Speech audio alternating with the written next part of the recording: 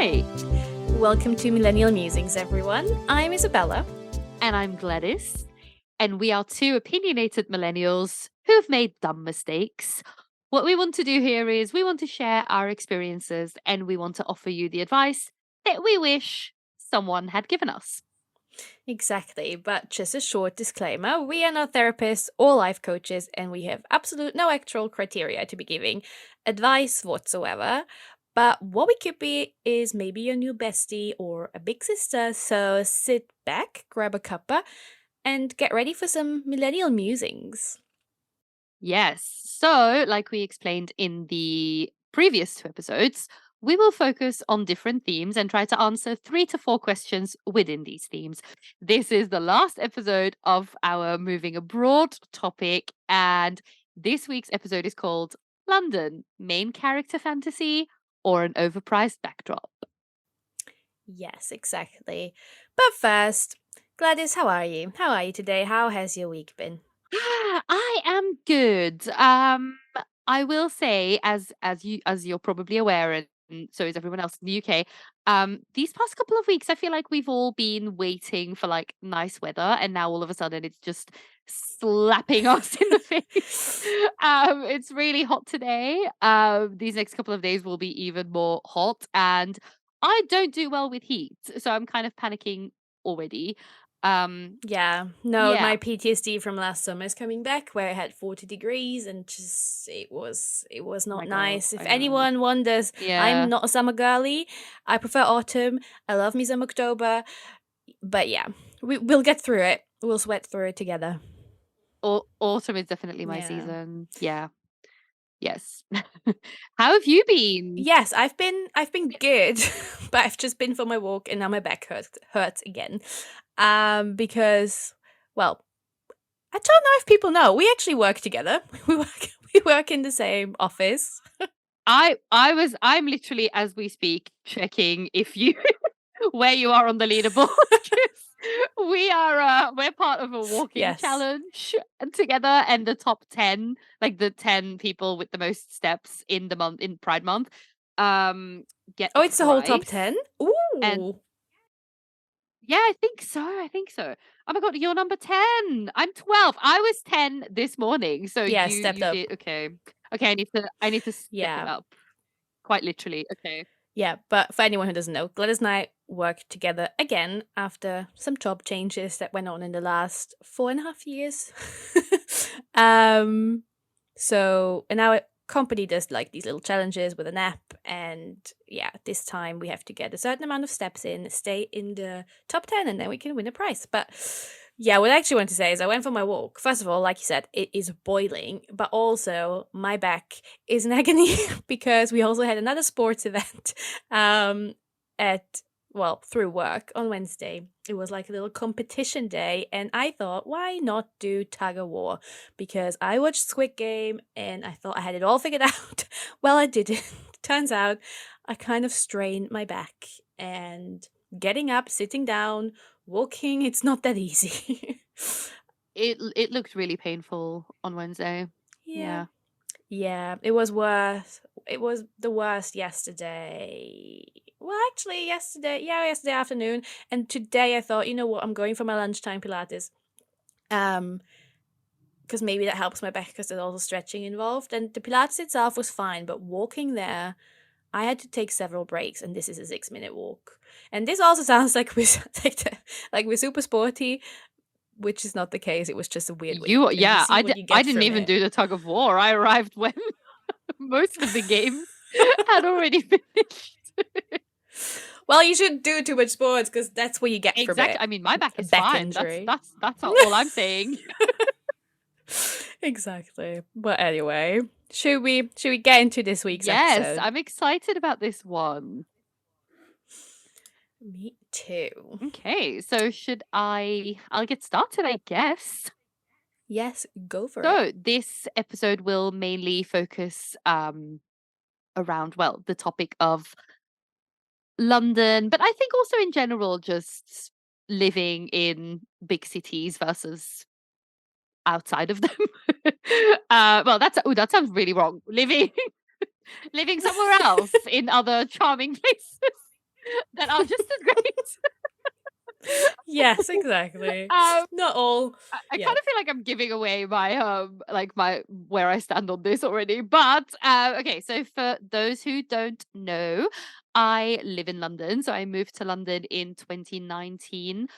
The reason why is very simple. I've always been obsessed with it.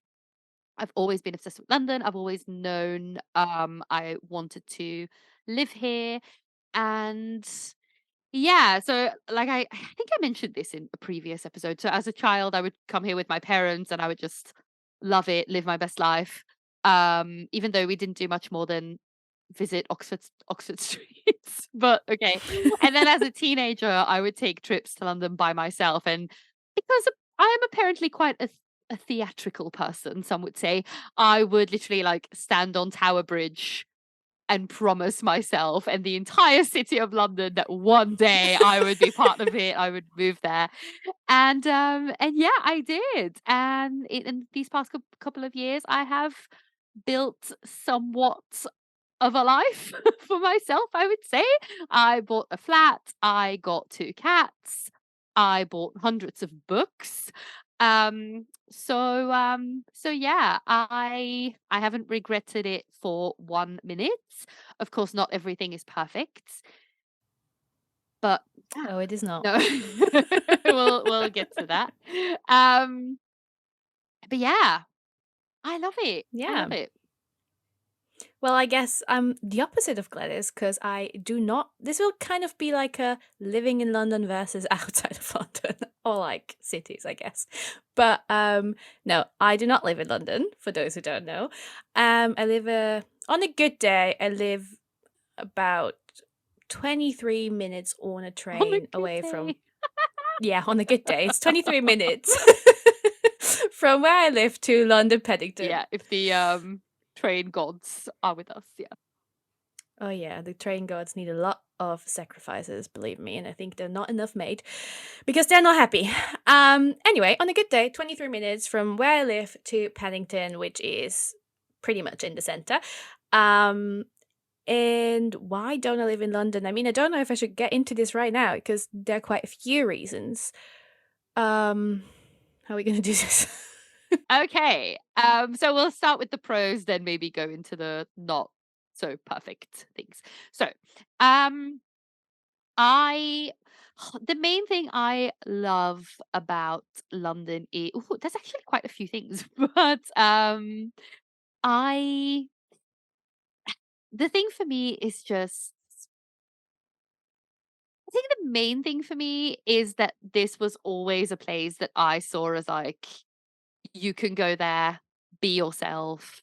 Nobody cares about what you do, what you look like, you know?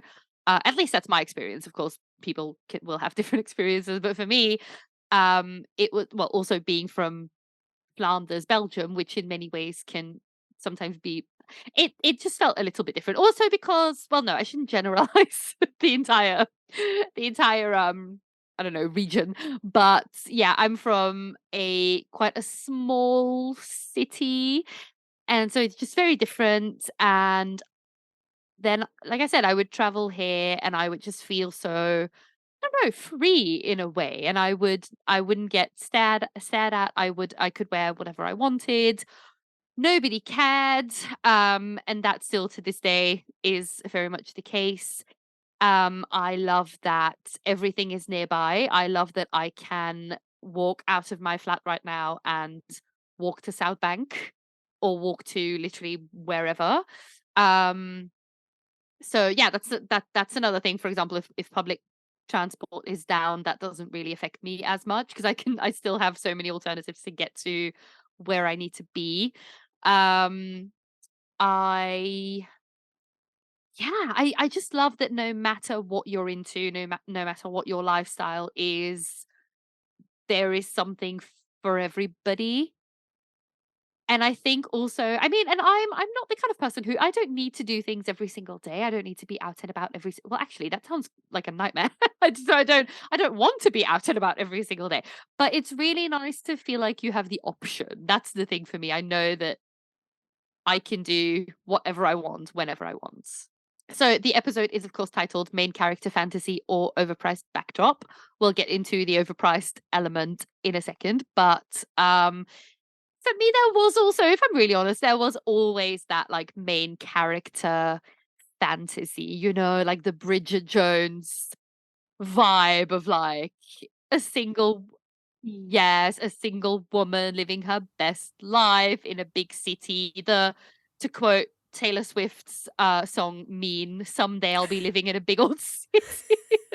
Someday I'll be I'll okay, be let's living in a big old city. and Sorry. all you're ever gonna be is me. Mean. Yeah. Yes. You get the gist. I do. So that was kind of it for me as well, I have to say, because you just watch all these nice TV shows and movies, and you read all these books where like people are just living the life, and it all sounds really fancy. And of course, it's not always realistic, Oh, no. as I've come to find out as well. Um, but still, the thing for me is like just knowing, and we'll get into this, like I said, but there are, of course, a lot of things that could be better or are better somewhere else or outside of London. Um, but just the fact that I know that, like, on a really bad day, if everything is horrible, and even if I don't really have money to do anything, I can just walk to Hyde Park and pretend to be Lady Mary in Downton Abbey. That's at least like if I have nothing else going for me, then at least I can do that, you know. Yes, yeah. And if I feel like crying, then at least I can cry on Tower Bridge and pretend to be Bridget Jones. So that for me, that for me is yeah, it's kind of nice. I'm not gonna lie. Yeah, So yeah. I get So I that. guess Yeah. I guess is that what I wanted? That's all I wanted to say on that, I think. So yeah, you do not live in London. No, I do not. Are there reasons for that, or is that just how it happened? Or yeah. Well, so I think it's a bit of a mix. Obviously, I didn't study in London. My uni wasn't in London. The uni I chose had a master's that I just really it was very particular what I wanted, and I couldn't find a uni in London that actually offered exactly that. So I chose a uni Okay. outside of London, which made me not live in London. And then after that, I didn't really know what to do, but I've been with my boyfriend for a while, and then we just moved in together. And he actually owns a place. He owns the place we're living in now, so it's just it was very convenient. And I just thought I haven't lived in London for my studies. I'm fine now. Yeah, so that's the one. That's kind of it just happened in a way. But over the years, a few more reasons got added to it. So I would say the first one is I just could not live the lifestyle I want to live in London when it comes to affording what I want to do, how I want to do it, that I want to travel, etc. So where I'm living now, I pay rent to my boyfriend. And To your it's landlord to slash my boyfriend. landlord slash boyfriend. And it's a really good deal, not because he's my sugar daddy. He's not my sugar daddy. I want to make that No, clear. I can see why it would be a good deal. No, that's not the case. It's just a lot cheaper than living in London, and I'm going into this in a second, or like later on when I talk about considering when we had the phase of considering moving to London. But no, I just couldn't travel the way I do, eat the way I do, and do the activities I do if I would live in London because the rent is just enormous. And I'm not ready to buy yet myself, so I would have to rent, and it's just painful. Another reason is, look, guys, I'm tired. When I go into London a lot. I work at our office is in London. I go in there weekly. I go in there to see people, do things, and that's fine, and I enjoy that. But when I get back, I'm just happy to be back because I get easily overstimulated by the smells, the noises, the people. It's just a lot going on. So at the end of the day, when I come back, I'm just like, and breathe. And I know it's calmer now in a way. Not so I don't live in the countryside in the middle of nowhere. I still live in a town. I have access to all the things I need. I can walk into town, I don't know, go to my Pilates and yoga classes, go to a coffee shop, go to the shops that I need. There are restaurants. Like, it's a town. I couldn't live in the middle of nowhere because I do want easy access to certain things. But it's a little town compared to London. So yeah, and also, like I said in the beginning of this episode, I go on walks every day. And I like to walk in nature. And I have that on the doorstep. I walk out of my house, well, the house where the flat's in, and I either go one way into town or the other way, which leads me directly to the river, and I can walk, and I am at the water, and there are big fields, and the longer I walk, the more foresty it gets, and there are a lot of dogs and birds, which I have a weird obsession with ever since I've moved here because I walk there a lot and I see a lot of birds. Swans, geese, ducks, birds I don't know the name of. Anyway, yeah, I guess that is the main reason I am not living in London, because I don't want to go. I know I could go to a park, but I don't want to go on a tube or a bus or anything and then be in a park where it's just not quite the same as just being outside. That isn't man-made, I guess. I do love parks, but I prefer normal nature, I would say. I don't know. No, that makes sense. I mean, I completely understand. For me, yeah, it's just interesting, isn't it? Because it really depends on the type of person that you are. Because I'm the complete opposite, where Yes. I will get restless if I'm not in a big city. I am such a big city person, and so I love nature for a couple of days. Because I mean the UK, it's in many ways, there's a lot we can say about about this country, but it is incredibly beautiful, right? Like, I've been on holiday. Yes. I've been to Wales. I went on a, like, Wales road trip. I've been to the Lake District, to all of these places, and it's unbelievable. And when I go there, the first couple of days, I'm always like, my God, imagine living here. Imagine waking up to this every day, every single day. 3 days later, I'm kind of like, imagine waking up to this every single day. Where's the next God, Starbucks? literally after a couple of days, I'm like, okay, so bookshops? No, there's nothing. I could kind of I could yeah, I would kind of like a caramel frappe right now, but yeah, that's not really a thing. Yeah. Well, this is what I mean though with I'm No, of not course you living still in an have that. area You like still have the that. Lake Yeah, yeah, District yeah. where there's nothing. I still have that. And I think I have the right mix of things. I couldn't be just somewhere in a, let's say the word, rural Can area. anyone say that word? Was that word invented as some kind of joke? Nobody can say rural. Rural. Rural. Yeah, no. But also, I feel like I don't want to talk London down. Like, I do still love London. It's still one of my favorite cities. I love the theatre culture there. I love the West End. I love the film festivals. All the food you can get. There are some world-class restaurants. You can get every cuisine. And you can literally find every nationality walking around in London. And I think that's beautiful. It's a nice mix. The museums, all kinds of things you can do in London. I do love them. But I also love that I can go in there, do the activity, come back, and be done. And I still do them. It's not like I'm not going in because I don't like London. Like I said, I still love London. I just also like to, I don't know, everything I just mentioned. Yeah. Okay. Well, that makes perfect sense. Yeah. The only thing that I would say makes it really hard living outside of London. But then again, I think it would make public transport hard even inside of London, is when I go somewhere on a Friday or a Saturday, I try to get the train before the last train, because the drunkenness in those trains is something I have never seen before until I moved to this country. You're not implying that British people have a weird relationship with alcohol. No, is that what you're saying? Oh, no. I wouldn't.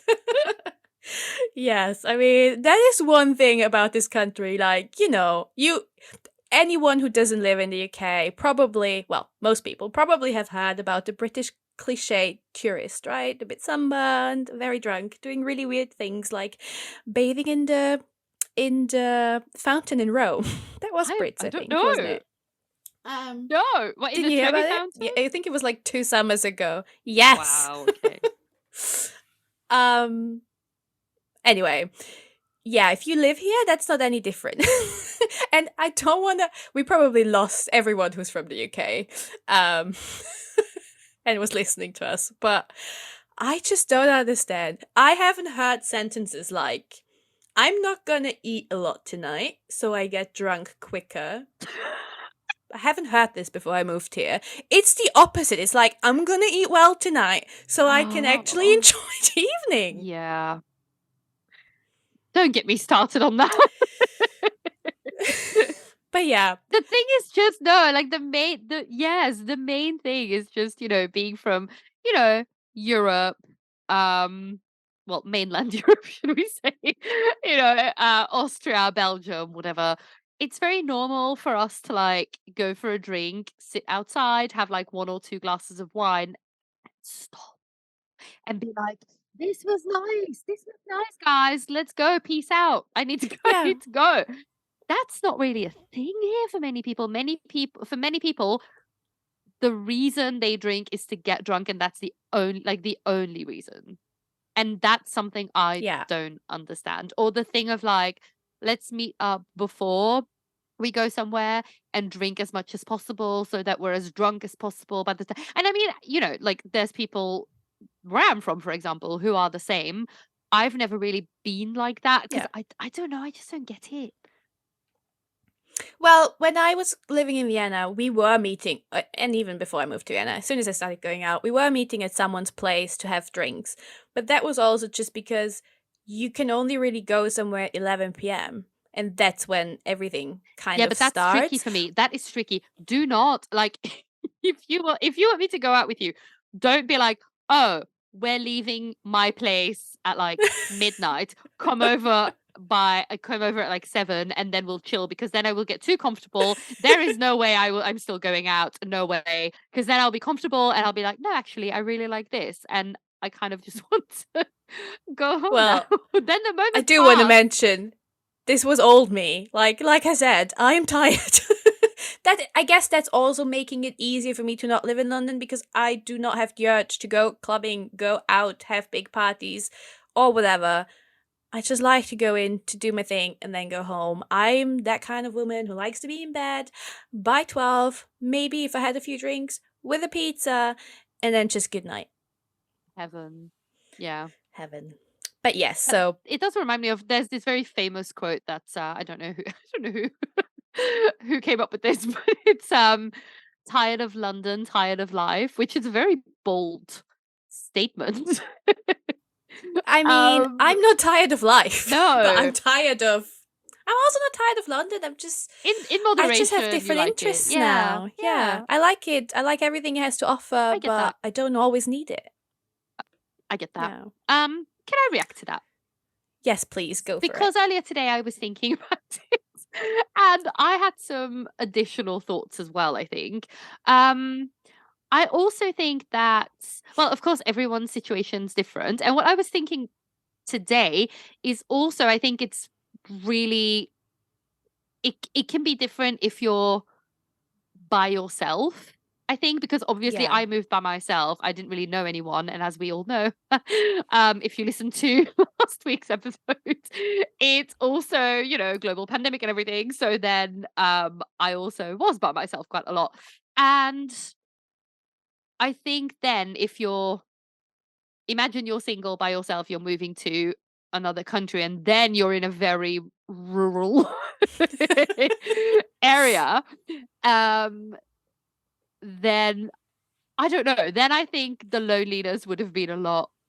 worse. I Yes, think for me, 100%. it was still, like I said, knowing that I can still, well, of course, not when everything was closed, but even then, because I had some really, really nice afternoons reading literally in the middle of Piccadilly Circus. I would just sit there on those stairs and Oh, it read, was a and there was ghost no town. one. Oh my God. It was, yeah. Of course, in many ways, not the best time for anyone, but also there, it was quite peaceful. No, it's funny that you said you would have felt a bit, well, it's not funny, but it's interesting that you said you would have felt more lonely if you wouldn't have lived in London, because the one time I was actively considering moving to London was during the pandemic. We shouldn't call it pandemic. Let's call it during the panini. The the, the pancetta. pancetta. Exactly. Because I actually wasn't living by myself. I was already living with my boyfriend. Well, we kind of moved in during COVID.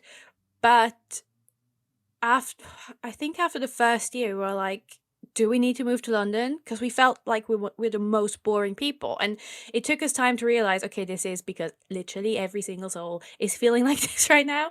But it kind of made us feel a bit more like further away from everyone. Because, like you said, the people who we knew who lived in London, they could meet up if they lived close enough by walking to each other. But we were like, oh my God, we're outside of London.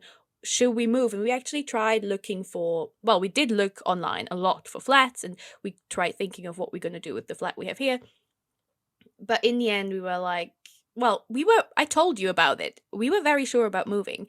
But then once the pandemic lifted, well, the quarantine lifted and everything slowly went back to normal, and I was going into London more again, and I was starting to travel and see friends and family again, um, is when I realized, no, this was literally just, it wouldn't be worth it to move, because we would have to pay more money to get less when it comes to our living situation. And we just went back to, actually, this is fine and this is the perfect situation for us. But yeah, it was the kind of being outside of London and quarantine situation that made us think of moving now. Yeah, I mean, I guess for many people, it made them think about their living situation, and sometimes in good ways. And many people left London as well, right? There was like the big Yes. exodus, or whatever it's called. Did I say that right? I Yeah, think so. yeah. Where It yeah, sounds intelligent. It's funny. yeah, so many people left because obviously, well, money and jobs and everything. Yeah.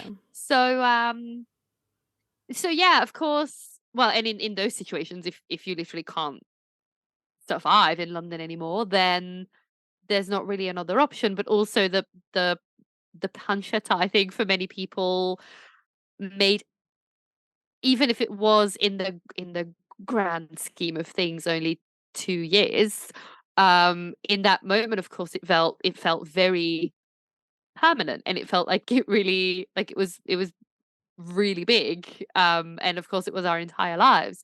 So so yeah, definitely. But then also, and we both watched the same video, I think, on this topic by, well, my favorite YouTuber, Lena Norms. She did a video on, so she's from the Midlands. Then she moved to London. She was here for about 10 years or so, I think. And then a couple of years ago, she moved back to the Midlands. And she also brought up something very interesting that I never really thought about. In many ways, I mean, no, I did feel the same way, but I never really thought about it in that way, if that makes sense. It doesn't. But so she also said that for some people, many people, like you said, you can't have the lifestyle that you would, or the lifestyle that you envisioned what, like, living in London would be like for you, that's not realistic. And that's for many people that's the case, I think. And well, I'll get to that later as well. But many people also can't leave, and I never really thought about that either. Um but many people don't really have another option, and also that's one of the things that I always hated if people said that to me. And also in when I was living in Antwerp, also, one of Belgium's biggest cities, then also people who would, like, move to these very rural I can't would move to rural areas, then they would sometimes be like, Yeah, but you don't have to live in a city, and of course it's more expensive, but you don't have to live here. It's like, okay, okay, but for many people, that's where their opportunities lie. Like that's where jobs are. Yeah. I mean, and especially before COVID, Yeah. because now a lot of companies offer you to work remotely and come in once a week. Exactly, and also, I'm sorry, UK train prices. So yes, I could live further away from London. I could. And then, also because now, I have friends here, I have a boyfriend here, so they all live in the city. So I could live outside of London and then maybe yes, pay less rent, but then spend hundreds of pounds on trains. So, yeah, Yeah. I mean, if I would have to go into the office more than once a week, I would have to find a job nearby because I am paying about, yes. So going into London from where I live with a rail card, which gives you 30% off, I think, I pay £42 for one. Well, it's into London, back from London, and to drive around in London with any public transport. But it's just manic, and it's really unfair because if I go in on a weekend, anytime I go in for fun, it's literally not a problem. The ticket prices are less than half of what I pay when I go in during the week. But in the UK, the peak times are more expensive, and the peak times are the times from I think 7 in the morning till 9 or something, and then or 9 or 10 even a.m. and then again in the evening from I think 4:30 or 4 until 7 again. So when people are the peak times are people traveling into work. So they charge you a shit ton of money so you can go into work. And on the weekends and in between those peak times, the prices are completely fine. But I find it insulting that this is the case, that you charge people so much money so they can go that to is work. absolutely ridiculous. And for our listeners abroad, like Belgium, for example, the Belgian listeners who are now like, yeah, but surely your employer pays for your commute. No, they don't. They don't. Not every, some do. I've Some yet do. to come across one that Well, does. my boyfriend's employer does pay for commuting costs. Oh, okay. And ours does for like specific meetings, but not for the general coming into work. No, they won't get you an annual train No, pass, which in Belgium no. is a very normal, common thing to do, for employers. Yeah. I think I might be wrong, but literally everyone I know, I don't, everyone I know has that. I, Even when I had student job, even if I cycled to work, I still got a couple of euros per kilometer. So yeah. And I think it should be like this. you're going there to make money. The fact in the UK, um, sometimes an employer will have the benefit of like a travel loan, so they will literally just give you the money that you need for your loan, and then you spend the entire year paying it back. Like an interest-free loan. That's the perk of it. I Yeah. mean, I can't. Yeah, the trains are something. Okay, well, talking already about the trains as a little bit of a negative aspect, do you have any cons about living in London as a London lover? I do. Well, of course, first of all, the price. We did discuss this, but yeah, there is that, and I had it too. There's that fantasy of like, oh, I'll be, sitting on rooftops every week, going for coffee dates for lunch every single day. But unless you're rich, that's not happening. So that's definitely something that I had to deal with. Usually, we eat well, both you and I try to get our lunch in the office. Sometimes we're like splurge and go to Pret, but that's about it. Um of course, yeah, the price is the main thing. I mean, I so my previous flat. So yeah, I think maybe this is a good time for me to give some context. So when I first moved here, I rented a flat in Brentford. This is zone 3, almost 4. There was nothing in that area. It's close to some nice areas like Richmond, for example, my favorite area, to Chiswick, lovely area. But in that area, there was nothing. The closest tube stop was a 20-minute walk, which for London is far. It was a two-bedroom flat, but in quite an old building. There was a local Sainsbury's. That was it. There was nothing else. And it was quite far, like traveling into London, into central London even took me a while. I paid, and I don't mind saying this because I don't really, one of the things that annoys me is like when when I listen to YouTube videos or podcast episodes or something about a specific topic, like moving somewhere, living somewhere, and people are being extremely vague about about all of that, like about money, and then they're like, like trying to give you information, but you're also like, yeah, okay, but I still don't. You still really I haven't need told the me actual anything. facts. Yes, you still Yeah. haven't told me anything. So in my previous flat, like I said, there was nothing in that area. Very boring. Still quite far. I paid close to £1,700. Yes, I said 1,700. No, Londoners won't be surprised. No. Other people might be. But it wasn't just a room and a bed. It was like a nice, It was a nice spacious flat. flat. It was Yeah. definitely. It was a nice flat, and I could have rented out my second bedroom, and then if I would have had a flatmate, then of course it's a whole different story. But still, it's not cheap, especially considering that that's not even in the middle of the city. Um, so now I pay a couple hundred less, still not cheap, but now I own the flat, which is nice. Um, and it's a lot more central. There's a lot more public transport and everything nearby, and it's a very nice, it's a nice, lively area. Uh, I'm laughing because someone got stabbed on my streets a couple of weeks ago, which is not funny. It was horrible. But yeah, but well, that's city life for you, I guess. Just part of it. Um, and yeah, so of course, I also, and I've mentioned this before as well, I've always been very privileged in that way. I also have quite a good salary, so that's okay for me. But without a really good salary or without financial support, it's a challenge. And especially buying for many people is just simply impossible. Even renting as well, the fact that if you work full time, the fact that you still can't afford to live where you want to live or the city that you want to live in, ridiculous. So that's of course my main con.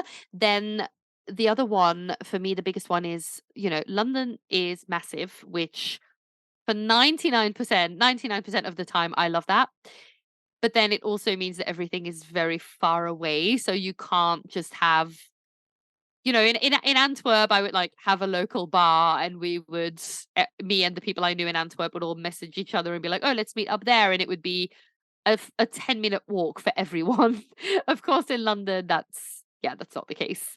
Um, so I think that's that's the one thing I miss a little bit, because I feel like the Belgian cities, for example, specifically, are very um yeah, I don't know. There's something very cozy about them. It's the same with Vienna. In Vienna, the longest you walked when you are still very central from one end to the other, it's about 25 minutes maybe. So that's always doable. Whereas in London, it's like I could live on one side of London, you live south, I live north, and then we just almost still could still be like 50 minutes on public transport to get to each Oh other. Like yeah. London is big. That's also why when we were looking to move to London, we ended up, because it's so expensive, looking a bit more outside of the center, which in the end would have been the same situation we're in now, except that we could have still taken a tube, but I would be on tubes for like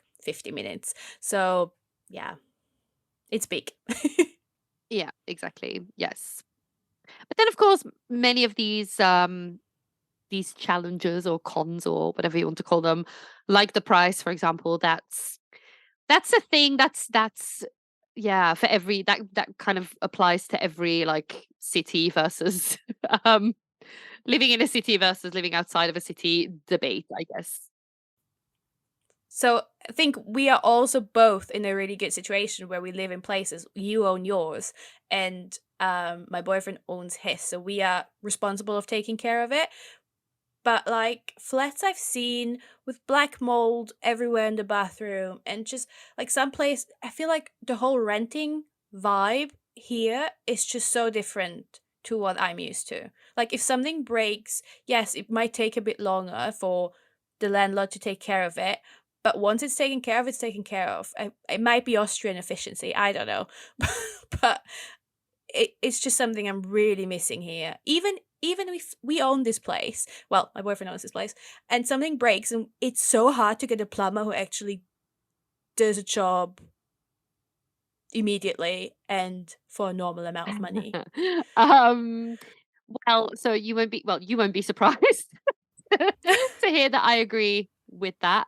Um, I mean, honestly, in Belgium, of course, that yes, that sometimes you have issues as well. Sometimes it takes a really long time to, but the level of tomfoolery that I've come across in this country is unbelievable. It's literally Yeah. exactly what you said. It's like, okay, your boiler will break. You can call 4 people who will come look at it. And when I say look at it, I mean look at it Look from a at it, distance. yes. They won't get close. They will just literally be like, "Oh yeah, looks like it's not working." Okay. Were you the one? Did you tell me that story of like, was that your boiler or someone else's where they were literally like, "Oh, that's too much work now. We're not doing it today. We're not fixing it." Was that you? No. So I was at my hairdresser's, my afro shop, and the my hair an afro shop. That's a whole other experience. We'll get in this in an episode in a few weeks. Anyway, I was at the afro shop, and the woman owns an Airbnb. Well, she owns a flat and it's an Airbnb, and she got a call from a person who was using it as an Airbnb saying that there's no hot water, and there was this whole thing, and she told me the story about how the boiler broke weeks and weeks ago, and the plumber came and he was like, we would have to move the boiler because there's something wrong. I don't know, I'm not a plumber. Something's wrong with the pipes, blah blah, but he's not going to do it because it's too much work, it's going to take too long. I mean someone has to do that. And how, Honestly, I mean, I'm sure if it takes that long, it will make you a lot of money. So why wouldn't you just go like, I don't understand that. Why would you just deny a job? That is just being lazy. And I'm not saying every plumber's like this in the UK. That was that specific person, whoever that was. But I still haven't heard this ever until I moved here. yeah, it's interesting because I mean, I have heard some stories as well in Belgium, but here it's Of like, course, things can go wrong yeah, anywhere and people can be but shady here it's anywhere. every single time. It is every time. Like you can't honestly. It's difficult to explain, but it's every single time because yes, I own this flat. It's a nice flat.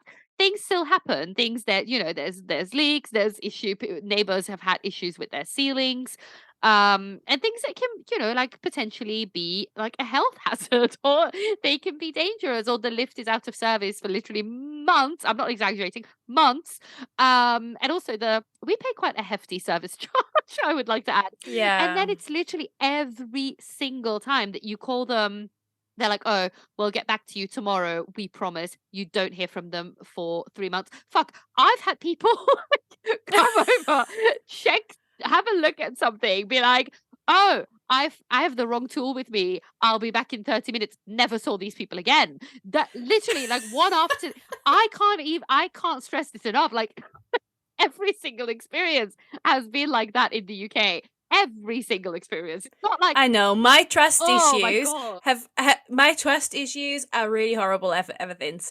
But like we had one situation recently. Our shower broke. Oh, this is another thing. You can have electrical showers here. No, it's not a health hazard. I Not think nothing I'm has still ever alive. terrified me more than that. There is literally an electric box in your shower. You press a button and the water starts coming out the shower head. But yeah, so it broke because where we live, the lime scale The lime scale is so bad that it breaks electrical showers if you don't have a water filter in your pipe. So wherever you put that, it breaks the showers about every 2 years. Which, yeah, exactly 2 years ago we got a new shower, and now that one broke. We had to get a plumber in to do this. So it was a Friday. We were expecting visitors. It was a whole thing. We called an emergency plumber. That guy came around to tell us that the shower is broken. Yes, no shit, Sherlock. And it cost us £120 for someone to tell us what we already know, because he had no time to fix it that day. He said he can come back on Monday and it will be £800. Excuse me? So, yeah, we managed to save a lot more money on it. We got the shower ourselves for like £200, and then we called another plumber who said he's going to come and put it on, and he was like another 90 quid. So it was fine in the end. But like, come on, don't come over if you're just going to tell me what I know. I know. Yeah. I'm not even surprised because, yeah, like I said, it's every single time. Every Yeah. time. Oh, well. Oh well, this has turned When, this has turned very dark and negative. Should we we're going on a maybe, bit of a you know rant. what? Should we maybe let me go into why I'm actually still here? As I'm sure everyone is kind of wondering now. If you don't like it, why are you still here? Yeah. It's not a bad place, you guys, okay? It's just some things are just annoying. And I'm sure if I would be owning a place in Austria, I would have issues as well. There's always something. These are just the specific things that we have noticed since we've moved here. But why am I still here? Why do I like it after all? Okay, so I think the biggest thing for me that makes me want to stay in the UK and build a life and whatever is just the variety of nationalities and the openness to different cultures, religions, looks of people. Like, it's just amazing. There's so much representation. Like, you turn on the telly and you just see normal boring adverts for a bank or a supermarket, but you always will see a great diversity. You see Black people, Asian people, you see people with hijabs, how do you call it, like a headscarf. You see gay people, lesbian people, trans people, you see anyone on TV, you see people with disabilities, you see literally everyone's represented, and I love that. And if there would be one person that's a bit too brown on Austrian TV as like a main host of something, I feel like people would lose it. Like, there was one advert once for like our train system, and I think it was a gay couple, and I think one of them was like, I don't know, wasn't white. Two men. Oh my god, the internet lost its mind. People were going batshit crazy because of this. And that is literally the main reason I want to be here. I mean, look, I don't know much about politics, and I don't want to take any political stand here right now, but this country has a non-white prime minister. And that's just something that really keeps me here, because it's just, in a weird way, not that there's anything to feel unsafe about in Austria. It's safe to be not white, but it just makes me feel more at home because I'm not always the only Black person walking into a room. And yeah, that is just, that's just a really big thing. And on a less serious, sorry. Yeah, no, I just wanted to say, of course I don't have that experience because, yeah, but we have talked about this before, and I mean, for me in Belgium, it's not as bad as in Austria, like you said. I mean, there are, there's openly gay, trans hosts, people of color, and all shows that are specifically about those themes. And we had that conversation, I think, at some point where you told me that would not really happen in Austria, and that really surprised me that was just not really a thing. So Belgium is definitely better, but the UK is still, I agree that it's still it's still a little bit. Of course it has to do with history and everything that was going on back in the days, and yeah, but it's just nice how, at least not in your face, people actually seem to be quite the majority of people seem to be really accepting here. And the nice thing is also, if I meet someone here and they ask me, where are you from? And I say Austria, they're like, ah, cool, whereabouts? I've been to Austria, I've been skiing there. And if I say in Austria, from which state of Austria I'm from, it's like, yeah, okay. But where are you actually from? Like, where are you really from? I'm like, oh my God, are people in Austria telling me that my German's really good? Oh my And I'm god. like, Oh. oh, oh, I don't know. It's my native language. Right. Oh my So, god. Okay. yeah, yeah. I mean, yeah. So, and beside all those serious reasons I like living in the UK, I also just, you know, I've met people from the UK before I moved here, and I was told when they say London, they just say London is London, but London is not specifically England. So it has its own little vibe, I guess, is what they mean. And I really understand it now in a way because, yes, you have London, great. It's still British architecture, and it looks great. But then you go to the countrysides that we mentioned, and it's just so cute. I just really love all those areas. I love visiting them. The little hobbit houses, like little cottages that look like hobbit houses, and there's almost always a river or the same river, I don't know, flowing, and there's like little bridges and all the just endless fields that make you feel like you're in a Jane Austen movie. Yeah, I think that also just has really done it for me. It's not just London that I like about living here. It's everything. It's like just a little British vibe. And also the fact that people are just so friendly. And they might be fake friendly, but I don't care because they still smile at me and they still call me darling, and I had a good interaction, so that's fine. Yeah, no, yeah, I agree. For me, it's definitely similar as well. It's also exactly the UK as a whole. Like I could if they told me, okay, you can never leave this country ever again and you need to take every single holiday in the UK, I would be fine with that. I could literally go to a different area every year and never get tired of this country because it is so incredibly beautiful. Like you said, there's the very the nature, but then there's also these very quaint little towns, and there's just so Yeah. much. And no matter what people say, that is not to the same extent in Belgium, for example. Because I mean, come on. Honestly, sometimes my friends are like, "Yeah, but Belgium is really nice places as well." Yes, okay. There's like two areas where you can go on holiday, and that's basically basically it. You can either go to the coast or you can go to what we call the Ardennen, which is which is a couple of hills. And it's nice. It is definitely nice. But to compare it to countries like, like the UK, like Germany, like France, even, and I'm not the biggest fan of France, but even, those countries, there's like endless possibilities of where you could go. Yeah. You can get in your car and drive anywhere. And that is definitely something I love about the UK. And I think people are really friendly as well. I even think Londoners are friendly and people I and know. And everyone's like, no, they're yes. so rude. I'm like, no, you've not been to Vienna, obviously, and being yelled at by a 90-year-old woman who calls you an asshole because you're standing too close to the exit of the bus. Also, I do have to say I lived in Berlin for a year. I think everyone is friendly when when you've lived there, when you've had that experience. I mean, I loved it though. I love, love, love Berlin as well. Um, but not necessarily the friendliest people. Yeah, but no, I've always been really impressed by how friendly Londoners are. I'm sorry, yes. Well, yeah, they mind their own business, true, but if you actually ask someone for something, then they will help you, I think, and they will be friendly. So, yeah.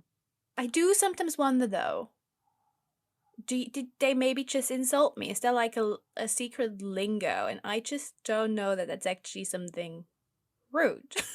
But I don't know. I like to live in blissful ignorance, I guess. I Yes. don't need to know. I just want to No. think that No. everyone's friendly and wants to help you. Yeah, exactly. Now, I do have to say one thing because I feel like Austrian people who know me, who are listening to this, will be imploding. Austria does have a really nice scenery. I'm not saying that. The UK scenery is nicer than the Austrian one. We have the mountains, we have the Alps, we have all the fields.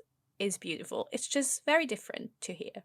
Just wanted to throw this in because I feel like some minds. I feel like Austrians get very defensive about Austria. Even I do. I Every now and so again. So I yeah. well, I was about to say I've never been. That's not true. I have been. You went I skiing know. several Tel times, no? yeah. We TLMZ, we went there a exactly. couple of years in order to the the Sound of Music area. Lovely. I've never been to Vienna. Very high on my list. Yes, we're gonna go there. I'm gonna give you the right Well, coffee I'm waiting tour. for Era's tour dates, and then hopefully we can go we can go see Taylor T Yes. Swizzle in Vienna. That's the dream. Um That would be perfect. yeah, but yeah, no, it does look really, really nice. And I mean I love Belgium as well, but I mainly love our cities. I do love the coast as Yeah. well. Love me some I need to come to Belgium. I need yeah, to see this for love me myself. some Antwerp, Ghent, Brussels. I guess. Love me some Ostende, which is a really nice town by the sea. So I really, really, really love it as well. And I'm just saying, it's small. Like there's less opportunities for adventures and like, there's less variety, Yeah. let's say. Let's put it that way.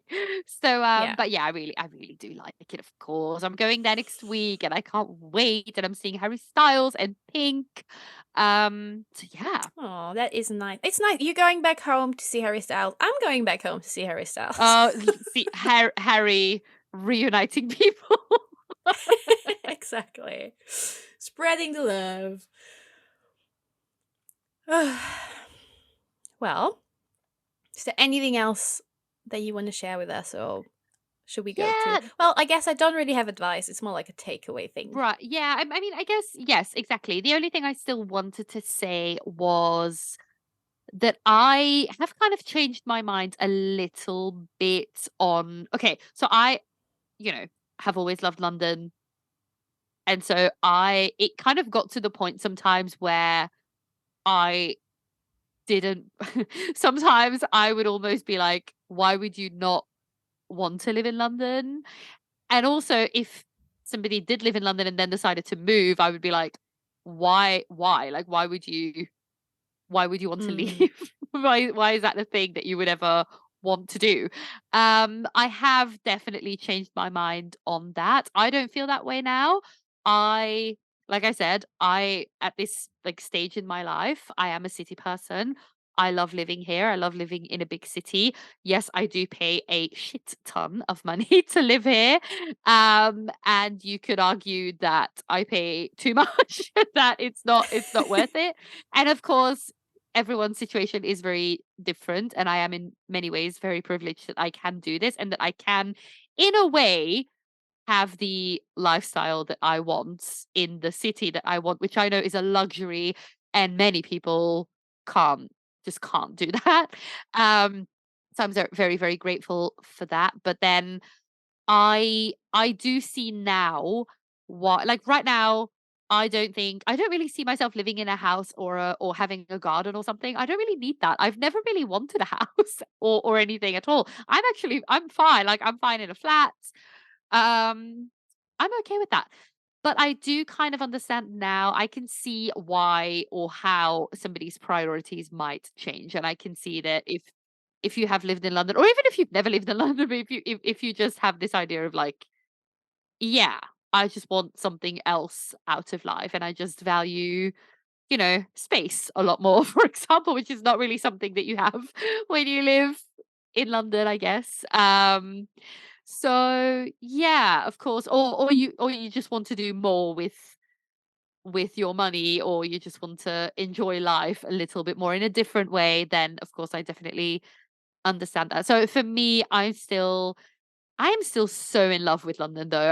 I have to say I still love it so, so, so, so much. Every time I'm in an Uber and we drive over a bridge and I see like the skyline and everything, I still get that feeling of like, wow, I live here. I can't believe I live here. I still get so incredibly happy.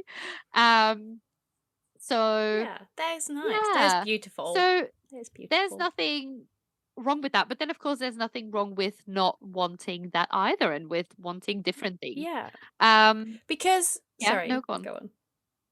No, because like you said, at some point you didn't understand or people wouldn't want to live in London. And I feel like when I had my second job here, um, I worked with a lot of people who all lived in London. Um, and I almost felt like when I said, "Oh no, I'm not living in London. I live blah blah blah," I was just like, "Am I not cool? Do they think I'm not cool now because I don't live in London?" But yeah, I don't feel I've never not felt cool. I mean, I Well, you mean, are this you are very cool. this is going in a very very weird direction. I am cool though. Am I not? No, but like I was like, is it like am I a loser because I don't live in London? But then I'm like, no, it's fine. Like it took me a while to realize that it's actually fine and I can still be cool and yeah, not live in London. It's just a different. It's just what you want. You just do what you want to do and you live where you want to live and you feel comfortable where you feel comfortable. And I guess that's the main thing. Yes, of course, that is the main thing. And of course, if you live in a city or not in a city, yeah, if you don't live in a city or if you don't live in your country's biggest city or capital city, whatever, are there things you're missing out on? Yes, there probably are. You are you probably there will probably be plans that you won't make because it's too much of a hassle to get there, or there will probably be things that you are missing out on. But then also you're constantly missing out on things that you're not doing all the time anyway. Like, for example, I'm missing out on what it's like to still live in Belgium, close to my friends and family. I'm missing out on living in nature and having that around. Um, But in a way, you're not really missing out because it's just stuff that's not on your priority no, list. And when you exactly, want it, you exactly. But can I just get it. yes, but then I also sometimes feel like for me, London was always the dream and the end goal in a way. Yeah. Now that I live here, I'm like, okay, if I stay here, I will never know what it's like to, for example, live in the Netherlands for a couple of years, which I always wanted to do. I'll never know what it's like to live in Germany for a couple of years, which I also Yeah. wanted to do. So, you just make a Well, you can't be choice. everywhere. No, you just make a choice and No. then you make sure that, well, you hope that that's the right choice for you. And if it's not, then you make a different choice. And Yeah. yeah. I just I think the reason I'm so content with not longer being in a city is I've done it and had my fun and I enjoyed it and I'm just done with it in a way in the sense of having it on my doorstep. Like I even lived in London before. I don't know. I think you know. I lived in London right after school. I was 18 and well, I didn't live in the center, but I lived on a tube station. I lived somewhere up in North London with my cousin for a few months. I've had my days out. I've had my nights out. I had my whole day with Scientology, which is a whole other story that I will tell another time. Story time. um, but yeah, like I had my nights out there then, and I've had nights out in London now. It's just like I've done it. I've lived in Vienna before, which is also a city where you do everything you can do in a city. Like I've had it, and now I'm just ready for something different. Well, I'm ready for what I'm having right now and yeah, your girl's tired. And that's okay. And that's okay. So I guess my answer to the question of the well, it's not really the question, but to answer the question of can you live a main character life outside the big city is yes. Nothing is more main character vibey than knowing exactly what you want and then just go for it. Ooh, that's good. That's really good. Deep. Mm.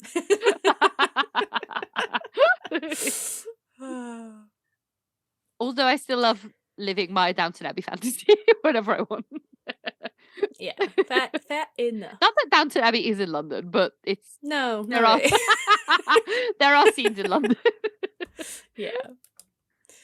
Oh well. So So, we try to also share some book or movie recommendations every oh week. yes, I was forgetting about Oh, it. well, thank God I'm here. Do you have any recommendations? Yes. So, what was I thinking of? Right. So I feel like for movie, I have two suggestions. As a movie that comes to my mind that isn't like one of the obvious ones like Notting Hill or Bridget Jones would be Man Up, it is called. It's with the guy from Shaun of the Dead, the funny version, not the creepy one. Um and he's also in Hot Fuzz. It's like a typical rom-com storyline, but it really gives me London vibes because they have like a date in London, they meet at Waterloo Station, and it's like you even in the trains, like you just get the whole feeling of how life in and outside surrounding London can be like. And it's just a good Nice. vibe rom-com, and I love me a good rom-com. And then as a series, I was thinking of, which is also a book, I was thinking of Fletcher. It's set in London, yes, but it also just gives you a bit of a feeling how complicated it sometimes can be to actually find a place you can afford. For those who don't know it, it's about this woman and this guy who share a bed actually. So he has to do night shift. Oh my god, is that the one with Sybil from Downton Abbey? Maybe, I Think don't know. so. It could be. It's recent. I It's didn't like watch that much recent. Downton Abbey. Yeah, it's Yeah, quite yeah, yeah, yeah, recent. yeah, yeah. Oh, that's her. So they Yeah. share literally the bed. They split the bill, like their bills and the rent, and she gets the bed and the flat. She gets the bed at night and the flat in the morning, and then she has to leave for work and has to stay out of the flat so he can have the flat to sleep and recover and everything. And then he goes back to his night shift, and they have to change the bedding, and they have this whole contract of that they shouldn't meet and whatever because it's actually just a flat for one person. So that's the struggle, I guess. I don't know if anyone is really doing this, but it's a good Oh, metaphor that of is a how thing renting apparently. That is can yeah, yeah, be. yeah. I've heard of this. Really? Yes. Yeah. Well, that's the economy we're in. Cozy lives. Cause he lives. Good. Well, Do you have any that sounds books you would nice. like to recommend? Yes. So, the first one I want to recommend is London Belongs to Us by Sarah Manning. And it has been a while since I read this, but it's young adults, Mm. which sometimes is better than than adult books, I would say. I Yeah. I love me a good young adult. And yeah, it's about if I remember correctly, it's about this girl. She lives in London. And then it's basically just it takes you on a journey with her through the night. So it's one night of her just Mm. going from place to place and having all these adventures with Yeah. also some romance. And it's kind of it's like a love letter to London, which I really like. Oh, I love I that. remember really, really liking that one. Um, and then of course, Bridget Jones' Diary by Helen Yes. Fielding. Yes, This yes, book yes. slaps, will forever slap. You will. It's iconic. Iconic. Yeah, it is. And Bridget there's quite a is. few more, but yeah, we can't really well, the list is too long, I guess. So, before we wrap up, we want to say a big thank you to all of you who made it to the end of this episode. We hope you enjoyed it and maybe you even heard something you could relate to. That would be nice. Remember, the journey doesn't end here.